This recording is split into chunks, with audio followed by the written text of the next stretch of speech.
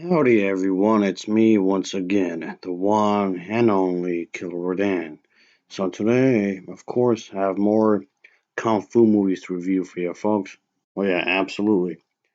And yes, of course, it's gonna be fairly low budget, obviously, as these movies tend to be. Well, those I tend to like anyway. And they're fairly old, and it's a blast from the past. Oh yeah, definitely. And it's this film right here, folks. And this is the one I figured I'd talk about because why not? I just like these types of movies for the most part because they're entertaining. They have wide storylines and whatnot. And yes, of course, this is the unedited version of the film, by the way, just so you know. Yeah, just putting it out there. And yes, of course, getting your hands on the uncut versions of these movies can, of course, be a pain in the ass. Unfortunately. Ugh. Anyway, so yeah, I just thought I'd review this because I like old kung fu movies to begin with, and that's what I want to do. Review these types of movies. Anyway, so just enjoy the ride, so to speak, when it comes to these kinds of films. A blast from the past. Even though a lot of people may not want to talk about these movies really, but that's fine. I don't follow the trends anyway. I do my own damn thing.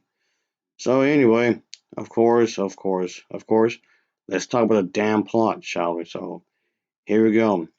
In this movie, it pretty much takes place in a specific time of Asia. I guess in this place, it's set in near the end of the Qin dynasty, and pretty much centers around this one individual.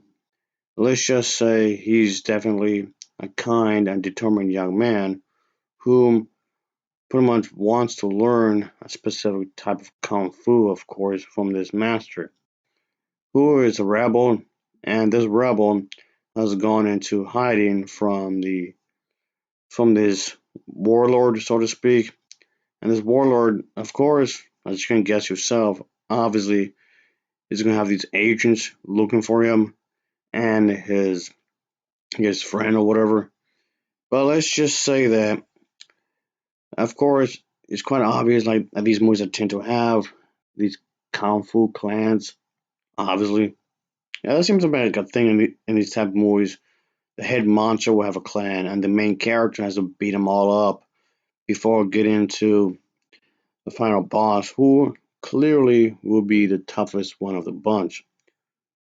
Ultimately, what this is centered around is that this young man learns Kung Fu from two masters using this unusual yet impressive training methods, these techniques, and then he will have to use this to beat up the villain because the villain himself is up to no good. The villain is this prick bastard, I guess you would say. And that's pretty much what this is centered around on when it comes to these kinds of movies. It seems to be fairly straightforward, which in itself doesn't necessarily have to be a bad thing. I don't mind it really, but our main character wants to do the right thing because this person, this person is bad. This person is bad news, and clearly he has to do something about it. But anyway, the fight scenes are pretty nice. I do like the fight scenes though, obviously, because I like the fact that they're well choreographed. I like the fact that they're nicely done.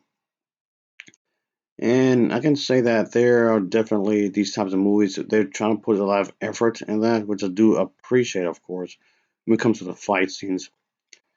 Because you can actually tell that they're, okay, maybe the time may be limited to make the movies, but you're going to try to do the best anyway, nonetheless. But that's fine. That's fine, whatever. You're trying to do something out of these types of movies, even though there's not a whole lot of budget.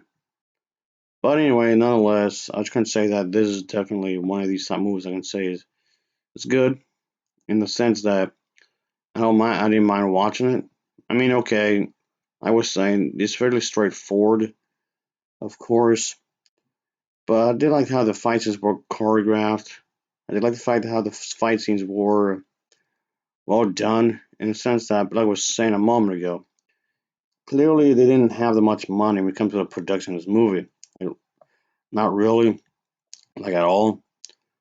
But they try to make the use out of this and try to make the fight scenes as good as they could. And there's plenty of them. Definitely plenty of fighting going on in this movie, and I don't mind really because that's kind of the point what they were trying to do. I'm trying to make it exciting, trying to make it really wild in that way.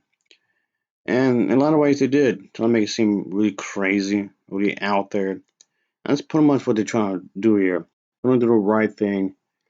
But anyway, so ultimately, this is definitely one of the type of movies that is crazy. It definitely has that overall feel to it. And is there like some kick-ass girl like a lot of these movies I tend to have? Oh, definitely. Oh, they're like these old men that know kung fu. Yep, that's there. Is our main character determined? Of course, that's there. And yeah, there's a lot of kind of, I guess, trademark stuff you might expect from these movies. So there's that. As mentioned earlier, of course, this is the unedited version I'm talking about. And yes, obviously, I have to point that out because I know a lot of people may not want to do that really because watch these kinds of movies, at least not the unedited version, because you have to read the subtitles, which might be a bother for some people, and the fact that it's old might push people further away. But anyway, I thought this was pretty solid. I did think that it was pretty decent in some ways. I mean, I've seen better kung fu movies, but I will recommend this one anyway. It's not too shabby, I suppose.